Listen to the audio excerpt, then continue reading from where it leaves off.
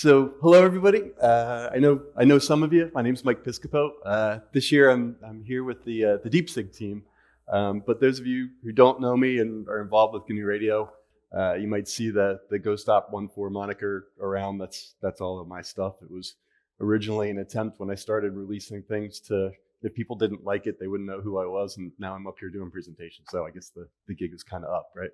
But so the last couple of years, as Derek mentioned, we've been doing a lot of great work with the Allen Telescope Array, and I love, Derek describes it as unobtainium. Like most of us who do GNU Radio work and don't have access to some of this stuff for our day job, like I live in a townhouse community.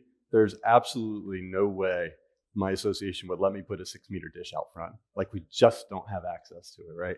And so there's been this community partnership with the Allen Telescope Array that both sides get the benefit from the partnership, where we've got access to the dishes at the array, and they've got access to all the talent in the GNU Radio community. So a lot of this started back in 2019, where about 30 of us, I guess, descended upon Hat Creek Observatory for the first GNU Radio hackathon event there.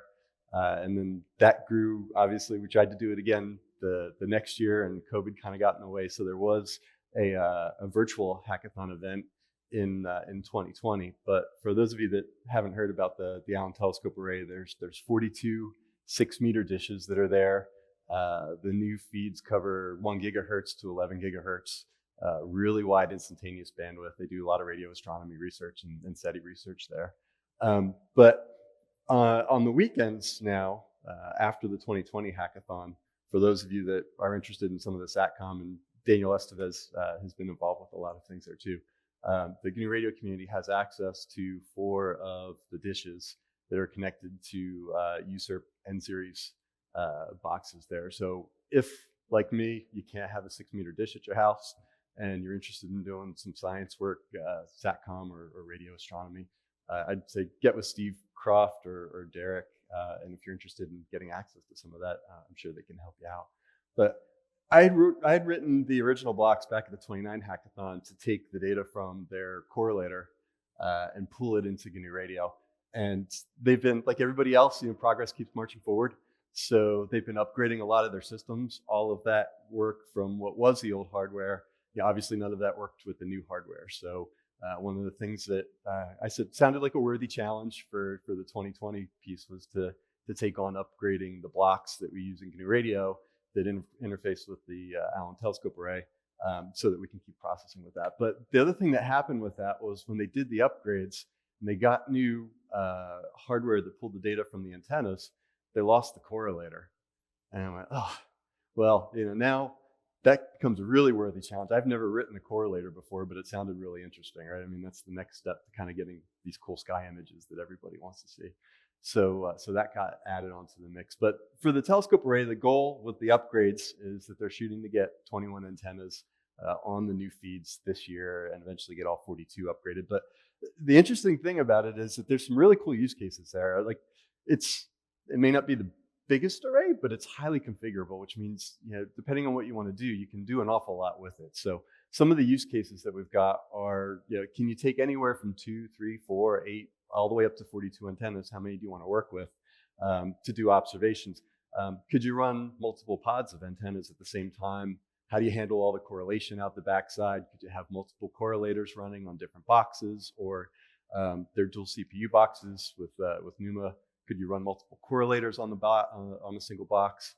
And then piggybacking science becomes kind of interesting in that if you're doing some primary correlating work and you want to do something else with the data coming out on the network can be UDP multicast, and then you can run multiple science observations. So there's a lot of opportunity there to do some really cool things.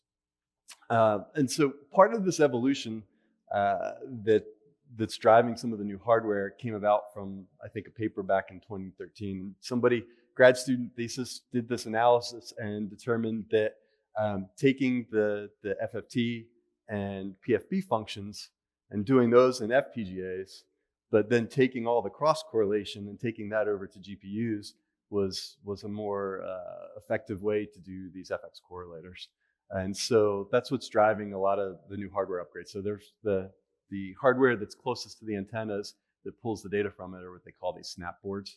And they can do 2.5 gigahertz of instantaneous dual polarization data captures in this F mode for the correlator.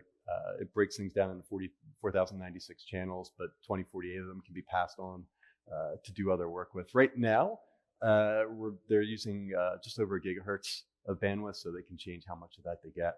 But with the PFBs, it's about 250 kilohertz per channel once it's been channelized. It comes out of the box as 4-bit IQ packed into these single 8 bits, but it's dual polarization.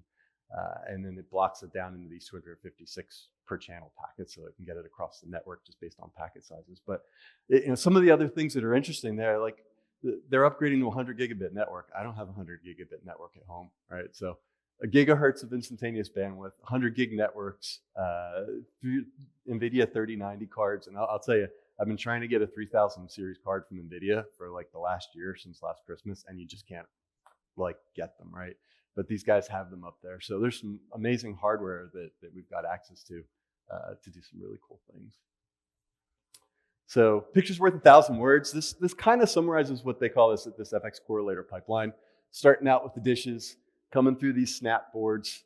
It does all the F engine pieces, comes out across the network on these UDP packets, and then ultimately the correlator boxes will have dual 100 gigabit cards in them to do all the correlations and then writing them out to really high-speed NVMe disks. But it's a lot of data. Like just one of the 256 channel packets from one antenna is about a gigabit a second.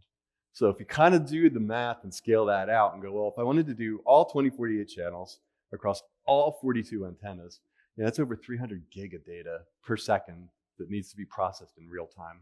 Like that's a lot.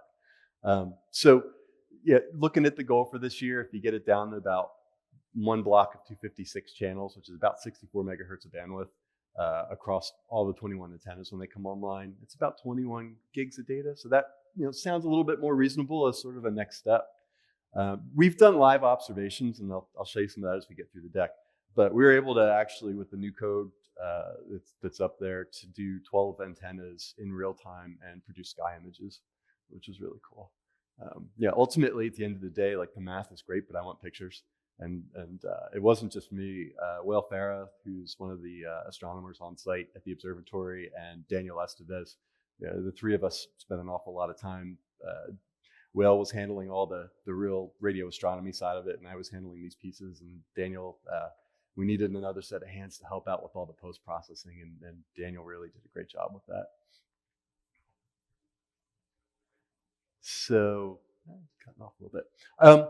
So these are the blocks. These are all out there in out-of-tree modules. There's an out-of-tree module called GRATA, and there's a number of capabilities in there, everything from controlling the dishes and pointing them to these new blocks. The snap source block is the one that actually takes the data from the antennas that are there and pulls that into GNU Radio. And just reminder, they are FFT'd and PFB'd as they come out. So there's a couple different modes that these blocks will work in. They'll take UDP input. We can handle the multicasts. One of the things I did early on to do like repeatable gold data testing was like we could do PCAP captures and actually play that back. So if you wanted to pull that down and not actually work at the array, we could do some testing with that. But this block handles things like the 4-bit output. And if you want to do other things, so like you don't have to go to a correlator. One of the things I always kept in the back of my mind with GNU Radio was I wanted these things to be flexible. Like I didn't want the correlator scenario to be the only one the GNU Radio community could do with these dishes, right? So this block can be put in 8-bit output mode, and you can do whatever you want in a normal Flowgraph with that.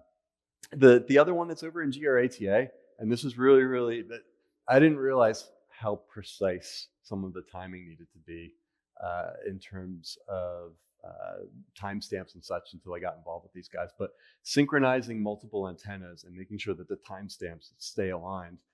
If they don't stay aligned, you basically get garbage data out the other side. So there's the synchronizer block. And I kind of highlight this version 3 thing. I can't tell you how many nights or weekends I refactored all of this code trying to get better performance out of it. And the synchronizer block was like the thorn in my side. Like it was one of the original bottlenecks that really was keeping me from getting to more and more and more antennas. It wasn't even the correlator. But it's in there now if there's other science going on. Eventually, that function got moved into the X engine itself. But if you don't want to do X engine stuff and you still want to work with the antenna streams, this synchronizer blocks up in GRATA as well. And then the last one is the actual X engine block. And I already had GRCL enabled, so there was already sort of a foundation for GPU blocks. And this just seemed like a really good spot to put that up there. And I'm not going to talk about it in this presentation, but if anybody's interested in other kinds of correlations and beamforming and stuff, there were a couple other blocks I did along the way for some more traditional stuff that's up in CL enabled too. So just check out the documentation on that. But yeah, this was an interesting one because there's, in the radio astronomy community, there's a library package called XGPU that a lot of them use, but it's not particularly dynamically configurable. Like if you want to change settings, you got to recompile the library.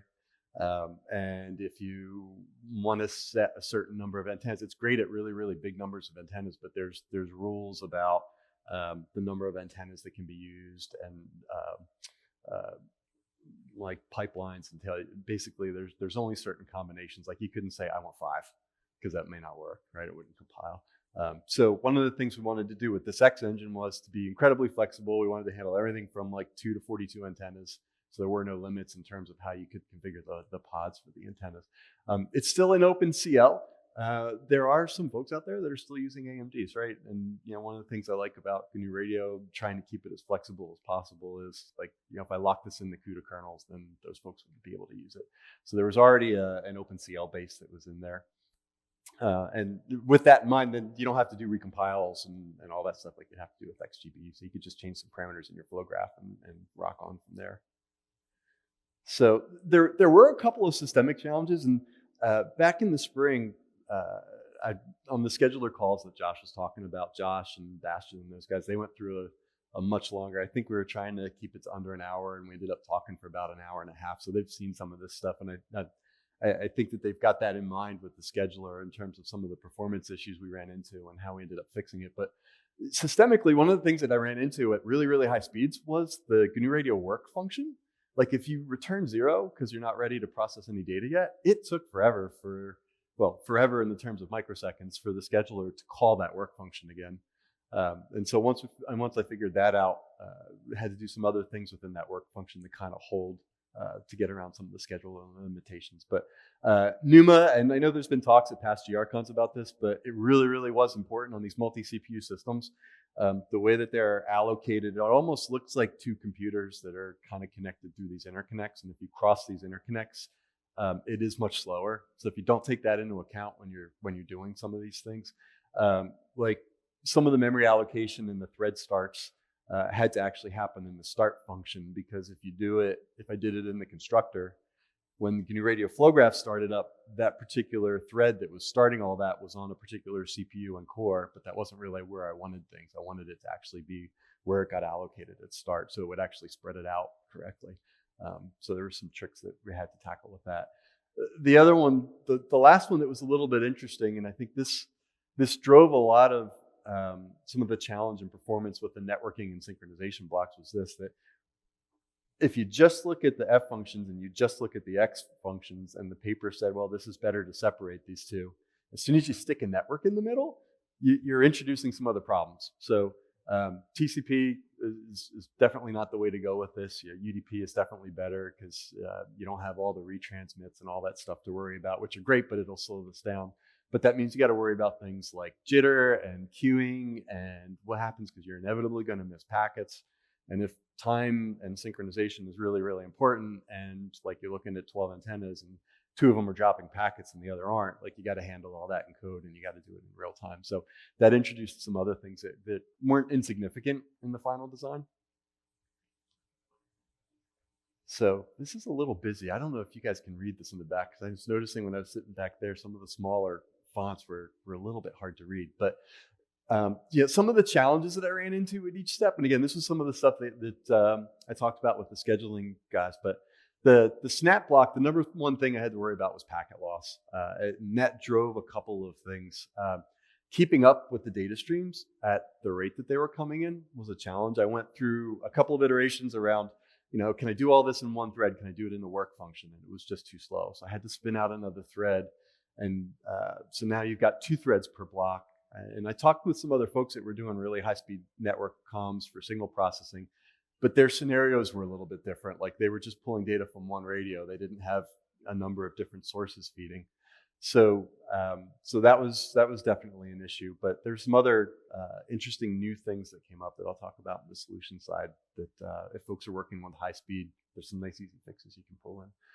The synchronizer block. So version 1, I was doing some queuing on there and trying to stack the data and to make up for like if you missed blocks coming in. And that was just horrible. So that got pushed back into the network block. Version 2 and 3, like I tried to do some more things with general work. And basically the whole thing was you had all these multiple things coming in at different orders and you want to kind of get them to stabilize. And as long as the network blocks are filling in the missed gaps, they should stay that way once they get there, right? And that helped a lot. But what ended up happening was that block turned into a single threaded work function that was just doing a whole bunch of mem copies. And it eventually just kind of maxed out. Like I couldn't get more than about 5 antennas to work when that block was in there, which is why I kind of moved the functionality around a little bit. But we already talked a little bit about the X engine and XGPU and being able to do some of this stuff in real time.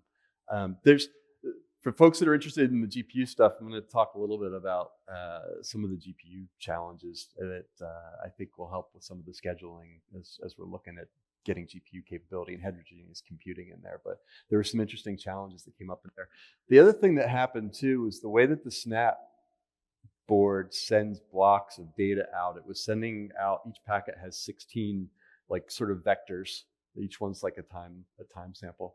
And what I found was if you just let GNU Radio kind of do its thing and the output multiple varied, it had a huge impact on performance. So if I locked that in to match what it was getting on the far side, like you could see the back pressure start to build, like it wasn't keeping up, and then memory would get really high, and then it would kind of max out, and then suddenly you just start dropping data, and the correlator wasn't keeping up. But matching out that output multiple with what was coming in on the inside actually helped stabilize that quite a bit. And then doing high-speed data to disk, when it goes to the correlator, it does decimate quite a bit. So the output data for each frame is really, really small. So we're integrating on the order of like 20,000 frames. So the data reduction is pretty good. But getting that data to disk and doing it quickly was super, super important. Like a traditional like SSD is sort of okay. And you're probably looking in the like 500 megabytes a second kind of throughput to disk, but even that could back stuff up a little bit if the disk isn't keeping up. So like NVMe's at like 3,500 megabytes a second was really where we needed to be. So the boxes actually have these large NVMe disks in them to store data in real time. So how do we fix some of this stuff? This is like the good stuff for the scheduler guys, right? So the work function, I ended up putting some sleeps in there so it just wouldn't exit until it needed to. And I was talking with Josh and the guys about that a little bit. But it'd be really cool if we could have some control over the scheduler to say, like, you know, if we don't return anything, like how fast do you want me to let you know like something else is going on? So that kind of thing would be really helpful. So the other thing I ended up doing was getting feedback from the synchronizer. So as the data comes out of the Snap source block, it tags it. So it's got all the timestamps in there. But that whole tagging function was actually kind of expensive. So like dealing with STD vectors and tags was great and it was really flexible, but there was a really big performance cost for it. So what we ended up doing was the X engine actually will come back and notify, hey, I'm synchronized now. Don't worry about tags anymore, and it'll kick that stuff out. There's also some of the PMT message blocks out the other side. And like everything mattered. I felt like, you know, you're kind of ripping out all these components as much as you can to get as much performance out of things as you can. And I didn't realize this early on, but like if you look at how GNU Radio looks at topology of blocks, it may know when like the standard inputs and outputs are connected, but there was no way to know if like a PMT message port actually had a connection to it or not. So we had to add a flag to that because if you just produced the PMTs, it was again just another piece that slowed things down a little bit. There's some newer things on the network side of things too, this multi-message receive capability where rather than just grabbing a packet at a time, you can actually set it up so that you can take blocks of packets at a time. So it just becomes much more efficient to say, like, don't give me one packet and then do something with it. Give me another one. Like, give me 16 of them. I'll deal with them all at one time. And that was definitely more efficient. We got a nice performance boost out of that. And for folks that have the Mellanox network cards, there's this libVMA. And again, I didn't know about this early on, but you can just LD preload this libVMA, and it kind of does what DPDK does. Like it bypasses the kernel buffers and just takes the data from the network card straight to user space. So it saves some mem copies and moving the data up the stack. And that helped out quite a bit as well. Let's see what else we got there. Oh, yeah. So, in GNU Radio, I feel like I'm always so used to working with like 32-bit floats. And yeah, 8-bit floats out of there seem to be fine. But as I was looking at performance on the Correlator, some of the GPU slides, you'll see some of this too. But there's kind of two pieces to GPU optimization. Well, two major ones that come up at first. First is moving data to the card. So if you gotta move a block of data to the card, it just takes some time because you're going off host and onto GPU. And that's a big piece of it. And then the other piece is the kernel execution time, right? And so there's kind of this optimization curve. Like if you only transfer a little bit of data, you don't get the full throughput to the card that you could. So you got to actually, the bigger the block of data, the more gigabits per second will actually transfer to the card. But on the flip side of that too, if I got to send 32-bit floats, it's still a lot of data. So what we ended up doing was keeping the 4-bit packed and just moving that, and then doing all the unpacking on the GPU, and that actually had a significant CPU and performance input. There's also some other things you can do with like GPU memory pinning, and that's something that's in the API calls where you can lock it in on the driver. That just doing that without changing any other code was like a 2x performance increase on getting stuff to the GPU. The other thing that you really kind of almost have to design to the GPU architecture. It was like, this was always what would happen. So I'd be working on something and I knew I needed more performance, and then I have absolutely no idea how to do it. My brain would chew on it for a day or so, and then suddenly something would hit, right? But like optimizing the newer cards, like the 2000 series cards and the 3000 series cards, their memory access to move data to global memory actually happens in like 256-bit or 384-bit chunks, right? And so if you try to read floats and it's kind of doing these smaller ones, it's not really efficient. So just optimizing some, OpenCL has this, they call it float 4 and float 8 data types. And so basically doing that aligns the memory reads for, say, a number of IQ samples. But if you just did them one at a time, it was like one memory clock cycle, and it'd be a bunch. If you did it as one of these, it would read a number of them all at one time. So it was another big performance increase we got out the other side. The other thing that was a little bit interesting was I don't know if you guys can see it or not, but the data that comes down has this, like, time is one of the matrix parameters. It's frequency, it's the station, or basically antenna, and then the polarization, right? And if you don't get that order right when it gets to the GPU memory, it's just not as efficient. That actually turned out to be quite a problem. So there's another kernel that I run in there that kind of reorders it, and just reordering it before I did the correlation was another like 2 to 4x speed up on the throughput side. So into the GPU side, it's interesting that typically with the GPU side, you'll see, like, is this a memory constrained problem or is this a compute constrained problem? And generally what they mean is, like, is the total time it takes to run something based on how much it takes to move the data to the GPU and back, or is it what's actually being processed, right? And so the cross correlator actually turned out to be like a memory compute constrained problem at really, really low antenna counts. So if you're under a dozen or so, the time it takes to move the data to the card is way more than it takes for the kernel to actually do the cross correlation piece. But as the number of antennas starts to increase, then obviously the compute starts to go up, and eventually they kind of find a balance, and then at some point the compute actually starts to get higher. And so the way that the math works on the cross correlation is that it grows with it's an n times n plus 1 over 2 kind of thing. So it's like an n squared order of magnitude. So as you add more antennas, it grows pretty quickly. And so, like, in that middle range, like 17 to 23 antennas, there's a little bit of a balance, but the kernel cost was definitely going up. And then on the high side, global memory access actually kind of dominated the performance drop off. And you can kind of see, I was talking about some of the speed ups that we got, like reordering the matrix and moving to the 256-bit optimized, like float 4s and float 8s. The worst curve across the top was kind of where I started. The yellow curve was where XGPU was using float inputs, and they can actually do 4-bit now, but this was where I started with that, was the 32-bit floats.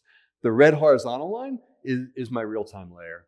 If I'm not under that, then I can't process this data in real time, and so that was my metric to try to move things down. And you can see how reordering the matrix like really jumped it down, because it was starting to take advantage of things like the cache hits and stuff on the GPU to optimize it. And then, I ended up going from, say, 2021 antennas to 23 antennas just by going to the float 8. And it looks linear, but when you look at it, and again, think about the n squared, that was actually, going from 21 to 23 antennas on that curve was actually a pretty nice jump. So this is, for folks that do GPU work or care about GPU work, this is where it kind of gets interesting, right? So if I take each of those pieces, as we're trying to optimize this correlation kernel, and break it down into its individual pieces to look at how the timing goes. So this is like the 42 antenna case. This is like the worst case that we'd have at the ATA, right? And so the first purple one is the amount of time it takes to move the data to the GPU. And the red one that's kind of there next to it is the amount of time it takes to unpack the 4-bit and then reorder the matrix. And then that big yellow piece is how long it took the kernel to run. And it doesn't even show up, but there is one more to the right, which is the amount of time it took to move the output data back. But it's, again, since it's stacked so much, there's not really a whole lot of data to move back. It doesn't even show up when you're looking at it in terms of the individual kernels. And this is interesting, right? Because this is like, all right, well, if I want to go faster, this tells me pretty quickly like where I'm going to get my most bang for the buck to focus. And this looks like a compute problem. And if you start to say, all right, well, I'll go from a 2080 card to a 3090 card, it should be twice as fast, like this is going to get better. Or like, what if I start using some new tensor cores, or what does this look like? But I wasn't convinced that that was really what the problem was, because the math is super simple. Like it was just it was a couple multiplies and adds, and it just does it a lot, right? So the math wasn't really hard.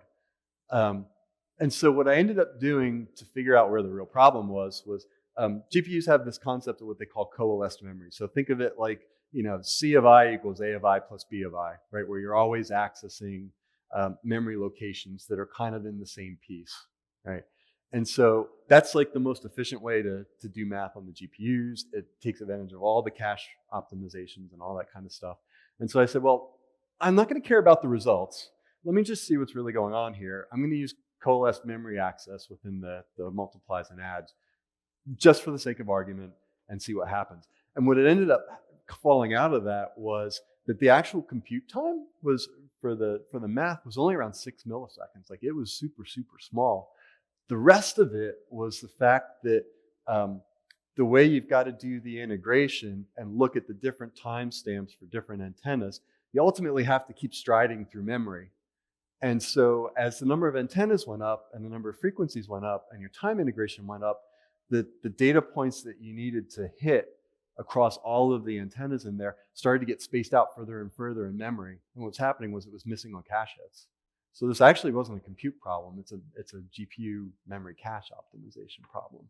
So that was actually good, because it kind of told me if I spend too much time trying to figure out how to do the math better, like I'm optimizing a 6 millisecond problem, not a 390 millisecond problem.